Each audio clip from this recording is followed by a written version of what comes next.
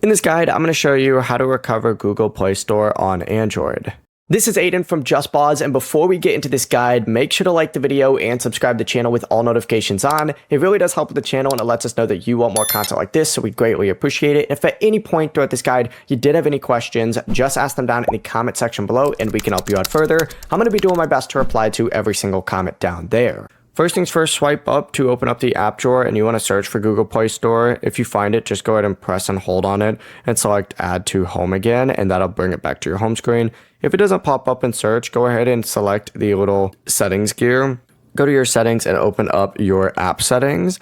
And once you open up your app settings, you need to either just search for Google Play Store or just scroll down to the G section.